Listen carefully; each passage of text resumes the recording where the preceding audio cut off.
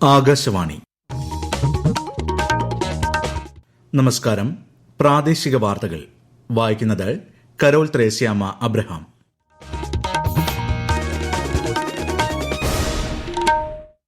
പ്രധാന വാർത്തകൾ. കഴിഞ്ഞ ദശാബ്ദത്തിലെ ഇന്ത്യയുടെ വളർച്ച നിരവധി ജനങ്ങളെ ശാക്തീകരിച്ചതായി പ്രധാനമന്ത്രി നരേന്ദ്രമോദി. നിലമ്പൂരിൽ ഉപതെരഞ്ഞെടുപ്പ് പ്രചാരണത്തിന് ശക്തിയേറുന്നു. മുതിർന്ന നേതാക്കളടക്കം പ്രചാരണ രംഗത്ത്. മധ്യവേനൽ അവധിക്ക് ശേഷം സ്കൂളുകൾ നാളെ തുറക്കും. സംസ്ഥാനതല പ്രവേശനോത്സവം ആലപ്പുഴയിൽ മുഖ്യമന്ത്രി ഉദ്ഘാടനം ചെയ്യും. +1 പ്രവേശനത്തിനുള്ള ആദ്യ അലോട്ട്മെന്റ് നാളെ.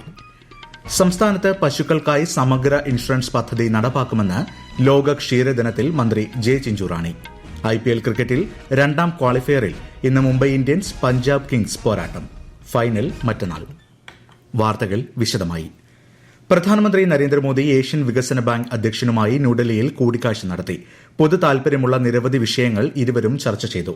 കഴിഞ്ഞ ദശകത്തിലെ ഇന്ത്യയുടെ ദ്രുതഗതിയിലുള്ള പരിവർത്തനം നിരവധി ജനങ്ങളെ ശാക്തീകരിച്ചതായും വികസന യാത്രയുടെ ആക്കം കൂട്ടാൻ സർക്കാർ വീണ്ടും പ്രവർത്തിക്കുന്നതായും പ്രധാനമന്ത്രി സമൂഹമാധ്യമത്തിൽ കുറിച്ചു. ഇന്ത്യയുടെ അടിസ്ഥാന സൌകര്യ വികസനത്തിനായി $10 ബില്യൺ സഹായം നൽകുമെന്ന് ADB പ്രസിഡന്റ് അറിയിച്ചു. നിലമ്പൂരിൽ ഉപതെരഞ്ഞെടുപ്പ് പ്രചാരണം പുരോഗമിക്കുന്നു. LDF പ്രചാരണത്തിന് തുടക്കമിട്ടുള്ള മണ്ഡലം കൺവെൻഷൻ ഇന്ന് മുഖ്യമന്ത്രി പിണറായി വിജയൻ ഉദ്ഘാടനം ചെയ്തു. LDF സ്ഥാനാർത്ഥി M സ്വരാജിന് മണ്ഡലത്തിൽ മാത്രമല്ല സംസ്ഥാനമൊട്ടാകെ വലിയ സ്വീകാര്യതയാണ് ഉള്ളതെന്ന് മുഖ്യമന്ത്രി പറഞ്ഞു. M സ്വരാജ് നാളെ നാമനിർദ്ദേശ പത്രിക സമർപ്പിക്കും. അതേസമയം നിലമ്പൂരിൽ UDFന്റെ ആത്മവിശ്വാസം വലുതാണെന്നും വൻ ഭൂരിപക്ഷത്തിൽ സ്ഥാനാർത്ഥി ആര്യാടൻ ഷൌക്കത്ത് വിജയിക്കുമെന്നും KPCC അധ്യക്ഷൻ സണ്ണി ജോസഫ് കണ്ണൂർ പേരാവൂരിൽ മാധ്യമപ്രവർത്തകരോട് പറഞ്ഞു. ആര്യാടൻ ഷൌക്കത്ത് ഇന്നലെ നാമനിർദ്ദേശ പത്രിക സമർപ്പിച്ചിരുന്നു. BJP സ്ഥാനാർത്ഥിയായി മോഹൻ ജോർജിനെ പ്രഖ്യാപിച്ചു. നിലമ്പൂരിൽ ചേർന്ന പാർട്ടി മണ്ഡലം യോഗത്തിൽ BJP സംസ്ഥാന സെക്രട്ടറി S സുരേഷിൽ നിന്നും അദ്ദേഹം പാർട്ടി അംഗത്വം സ്വീകരിച്ചു. മോഹൻ ജോർജ് മലയോര ജനതയുടെ പ്രതിനിധിയാണെന്ന് BJP ദേശീയ നിർവാഹക സമിതി അംഗം PK കൃഷ്ണദാസ് വാർത്താസമ്മേളനത്തിൽ പറഞ്ഞു. വികസിത നിലമ്പൂർ എന്ന ലക്ഷ്യം മുൻനിർത്തിയാണ് NDA മത്സരിക്കുന്നതെന്നും അദ്ദേഹം കൂട്ടിച്ചേർത്തു. അതിനിടെ നിലമ്പൂർ ഉപതെരഞ്ഞെടുപ്പിൽ പാർട്ടിയുടെ ഔദ്യോഗിക സ്ഥാനാർത്ഥിയായി PV അൻവർ മത്സരിക്കുമെന്ന് തൃണമൂൽ കോൺഗ്രസ് പ്രസ്താവനയിൽ അറിയിച്ചു. ദേശീയപാത നിർമ്മാണത്തിന്റെ പൂർണ്ണമായ ഉത്തരവാദിത്തം നാഷണൽ ഹൈവേ അതോറിറ്റി ഓഫ് ഇന്ത്യയ്ക്കാണെന്നും അതുമായി ബന്ധപ്പെട്ട് അവർ നടപടി സ്വീകരിച്ചു വരുന്നതായും മന്ത്രി PA മുഹമ്മദ് റിയാസ്. പ്രതിപക്ഷ നേതാവിന്റെ ആരോപണങ്ങൾ സംബന്ധിച്ച മാധ്യമപ്രവർത്തകരുടെ ചോദ്യങ്ങൾക്ക് കോഴിക്കോട് മറുപടി പറയുകയായിരുന്നു അദ്ദേഹം. ദേശീയപാതയുടെ നിർമ്മാണവുമായി ബന്ധപ്പെട്ട് ഉത്തരവാദിത്വം നാഷണൽ ഹൈവേ അതോറിറ്റി ഓഫ് ഇന്ത്യക്കാണ് എന്നുള്ളത് പ്രതിപക്ഷ നേതാവിനും അറിയാം, എല്ലാവർക്കും അറിയാവുന്ന കാര്യമാണ്. National highway authority of India ഇതുമായി ബന്ധപ്പെട്ട് നടപടി സ്വീകരിച്ച് മുന്നോട്ട് വരുന്നു. സംസ്ഥാന സർക്കാർ നിലപാട് നേരത്തെ അറിയിച്ചതുമാണ്. ജൂൺ മാസം 4-ാം തീയതി കേരളത്തിന്റെ ബഹുമാനപ്പെട്ട മുഖ്യമന്ത്രി ശ്രീ നിതിൻ ഗഡ്കരിയെ കാണുന്നുണ്ട് ഡൽഹി പോയി. പ്രതിപക്ഷ നേതാവ് ഇപ്പോൾ ഇങ്ങനെ വിളിച്ചു പറയുന്നതിന്റെ കാരണം മറ്റൊന്നുമല്ല, നിലമ്പൂർ തെരഞ്ഞെടുപ്പാണ്. സംസ്ഥാനത്ത് 2016 നിയമസഭാ തെരഞ്ഞെടുപ്പിൽ പിണറായി വിജയന്റെ നേതൃത്വത്തിലുള്ള LDF സർക്കാർ അല്ലായിരുന്നു അധികാരത്തിൽ വന്നതെങ്കിൽ ഈ പദ്ധതി ഉണ്ടായില്ല. അതൊരു വസ്തുതയാണ്. മധ്യവേനൽ അവധിക്ക് ശേഷം സംസ്ഥാനത്ത് സ്കൂളുകൾ നാളെ തുറക്കും. Alappuzha Kalavoor government higher secondary സ്കൂളിലാണ് സംസ്ഥാനതല സ്കൂൾ പ്രവേശനോത്സവം നടക്കുന്നത്. രാവിലെ മുഖ്യമന്ത്രി പിണറായി വിജയൻ പ്രവേശനോത്സവം ഉദ്ഘാടനം ചെയ്യും. പൊതുവിദ്യാഭ്യാസ മന്ത്രി V ശിവൻകുട്ടി 1-ാം ക്ലാസ്സിലെ കുട്ടികളെ സ്വാഗതം ചെയ്യും. സമഗ്ര ഗുണമേന്മ വർഷമായി 2025-26 അധ്യയന വർഷത്തെ പരിഗണിക്കും. പുതിയ അധ്യയന വർഷത്തിൽ കുട്ടികൾക്ക് പുനരുപയോഗ ചലഞ്ചുമായി ഇടുക്കി ജില്ലാ കളക്ടർ V വിഘ്നേശ്വരി. ജില്ലാ ഭരണകൂടം, ശുചിത്വ മിഷൻ, തദ്ദേശ സ്വയംഭരണ വകുപ്പ്, വിദ്യാഭ്യാസ വകുപ്പ് എന്നിവയുമായി സഹകരിച്ചാണ് ക്യാമ്പയിൻ സംഘടിപ്പിക്കുന്നത്. വിദ്യാർത്ഥികൾക്കിടയിൽ പുനരുപയോഗശീലം വളർത്തിയെടുക്കുകയാണ് ക്യാമ്പയിനിന്റെ ലക്ഷ്യം. ജില്ലാ കളക്ടറുടെ വാക്കുകളിലേക്ക്. പുതിയ സ്കൂളിലേക്ക്, പുതിയ വർഷത്തിലേക്ക് നമ്മൾ പോകുമ്പോൾ എല്ലാവർക്കും ഒരു ചിന്ത ഉണ്ട്, എല്ലാം പുതിയത് മേടിക്കണം. പക്ഷേ നിങ്ങൾക്ക് നിങ്ങളുടെ കഴിഞ്ഞ വർഷം ഉപയോഗിച്ച് ബാഗ്, കുട, വാട്ടർ ബോട്ടിൽ, ലഞ്ച് ബോക്സ് എല്ലാം പുനരുപയോഗിക്കാൻ പറ്റുമെങ്കിൽ അത് ഉപയോഗിച്ച് നിങ്ങളൊരു ഗ്രീൻ ചാമ്പ് ആവാൻ പറ്റും. നമ്മുടെ ജില്ലാ ഭരണകൂടവും ശുചിത്വ മിഷൻ, സ്കൂൾ എഡ്യൂക്കേഷൻ ഡിപ്പാർട്ട്മെന്റും കൂടി ഇന്ത്യനെ പോലെ ക്യാമ്പയിൻ തുടങ്ങുകയാണ്. അതുവഴി നിങ്ങൾക്ക് കഴിഞ്ഞ വർഷം ഉപയോഗിച്ച സാധനങ്ങൾ തിരിച്ച് ഉപയോഗിക്കുന്ന കുട്ടികൾക്ക് ഒരു സർട്ടിഫിക്കറ്റ് നൽകും. 3-ലധികം സാധനങ്ങൾ തിരിച്ചു ഉപയോഗിക്കും. +1 പ്രവേശനത്തിനായുള്ള ആദ്യ അലോട്ട്മെന്റ് നാളെ പ്രസിദ്ധീകരിക്കും. ഹയർ സെക്കൻഡറി വകുപ്പിന്റെ പ്രവേശന വെബ്സൈറ്റിലെ കാൻഡിഡേറ്റ് ലോഗിൻ പരിശോധിച്ച് അലോട്ട്മെന്റ് നില അറിയാം. ആദ്യ അലോട്ട്മെന്റ് പ്രകാരമുള്ള പ്രവേശനം വ്യാഴാഴ്ച പൂർത്തിയാകും. ഈ മാസം 10-ന് 2-ാം അലോട്ട്മെന്റും 16-ന് 3-ാം അലോട്ട്മെന്റും പ്രസിദ്ധീകരിക്കും. ജൂൺ 18-ന് +1 ക്ലാസുകൾ ആരംഭിക്കും.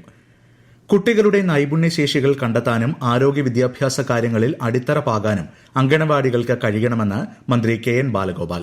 കൊല്ലം ഏഴുകോണിൽ പുതുതായി ആരംഭിച്ച അങ്കണവാടിയുടെ ഉദ്ഘാടനം നിർവഹിക്കുകയായിരുന്നു അദ്ദേഹം.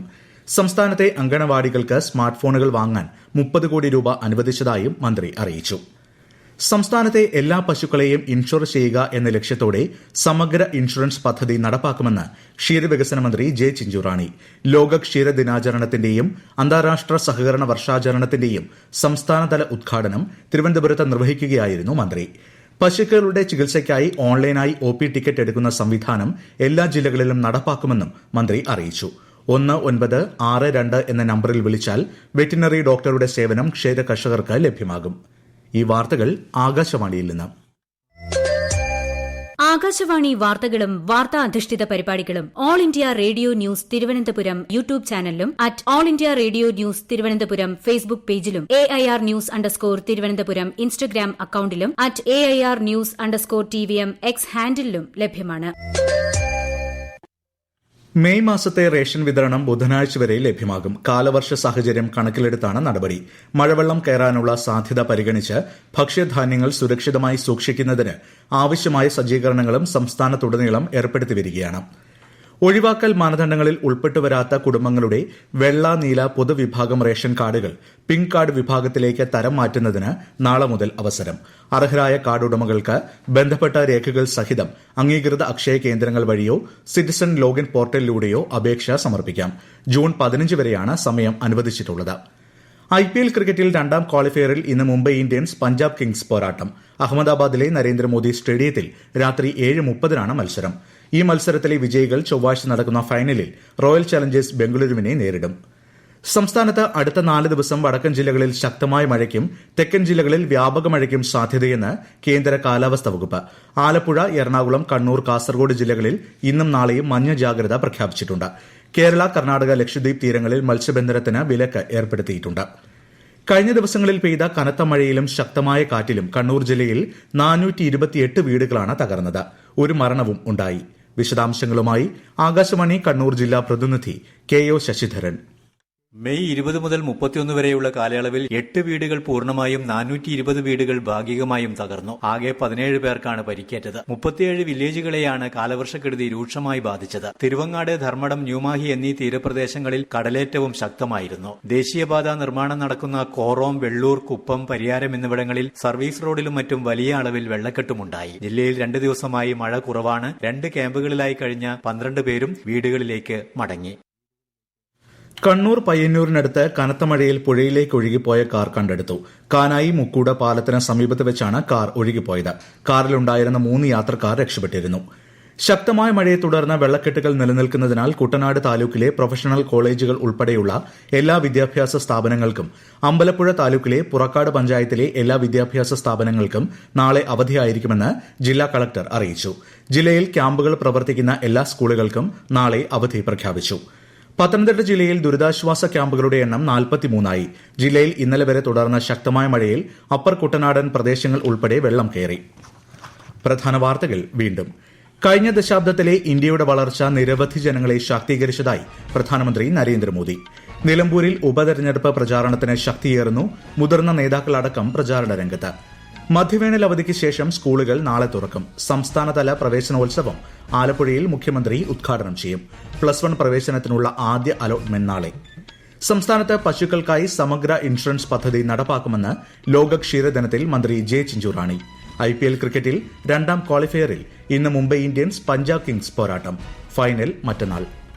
പ്രാദേശിക വാർത്തകൾ കഴിഞ്ഞു. അടുത്ത വാർത്താ പ്രക്ഷേപണം രാത്രി 7:25.